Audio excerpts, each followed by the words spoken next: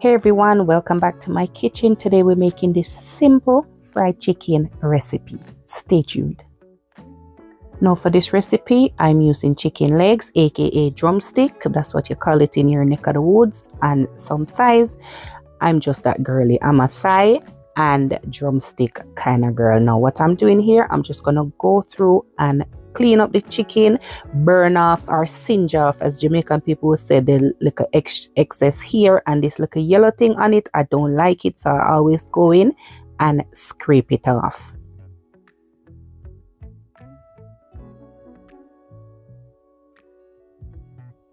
It's a little bit time consuming, but I prefer to do that.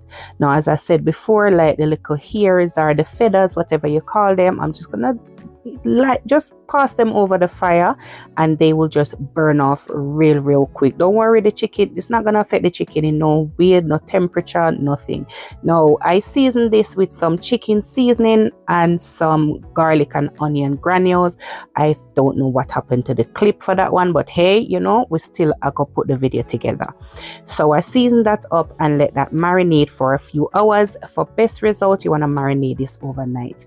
Now I really like butter on my chicken when I fry it. I can't even say butter, I'd say more coating. So here I'm adding some chicken seasoning. I went in with some egg powder for the coloring and also some black pepper. I don't really go too much in on this seasoning because remember we already seasoned the chicken, so but you don't want a bland coating, so just lightly season it.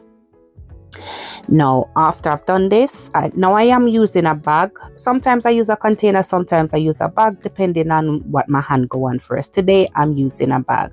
Now with my seasoned chicken, after shaking up, mixing the marinade and shaking up the flour and the seasoning together, I'm gonna go in with my chicken pieces, and this is why I love using a bag. Sometimes you can just add the pieces in there, just give the bag a good shake, use the outside of the bag to squeeze that coating onto the chicken, and just less a mess for your hands.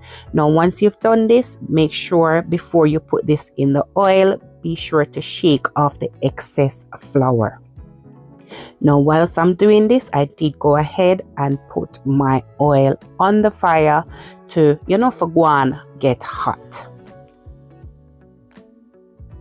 Now what I'm doing here, I'm just pulling back the skin down on the chicken so it doesn't curl up too much. Now once my oil is hot, I'm gonna go in and with some Scotch bonnet pepper and some garlic, just to flavor the oil a bit. Now I'm gonna cut my Scotch bonnet pepper just to add a little heat, but that is completely optional. You do not have to do that. Now all you're gonna do once you've shaked off the excess coating of your chicken, go ahead and add them to your hot oil.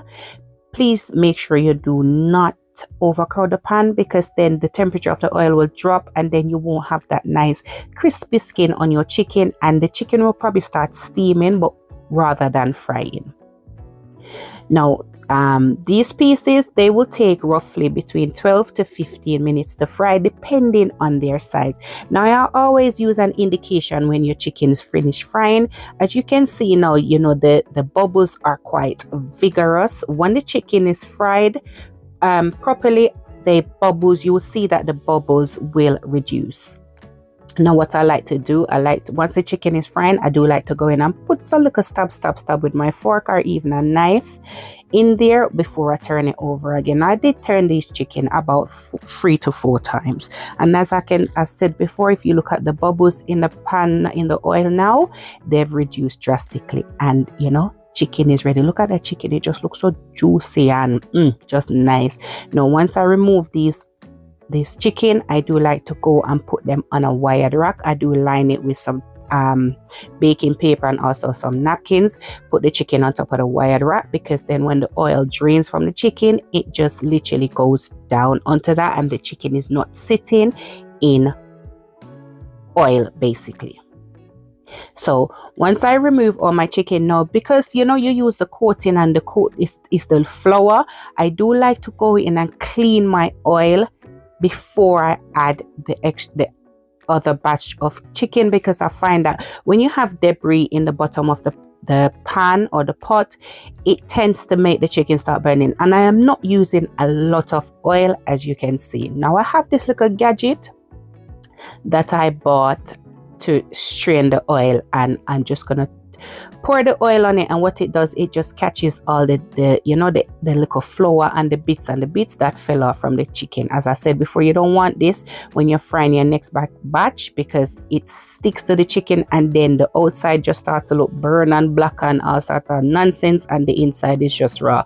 But you know, so if you don't have a little gadget like me, you know, you can go ahead and use a strainer or a sieve or whatever you call it. If you can't find it, I will try and link it down below, so you can go ahead and purchase this if you wish to. Now once I've done this, I'm just going to go ahead now and fry my next batch of chicken until they're all done and ready. There you have it, my fried chicken recipe. Quick, simple. As I said before, I like a light coating on my chicken. I don't like when the coating is too heavy.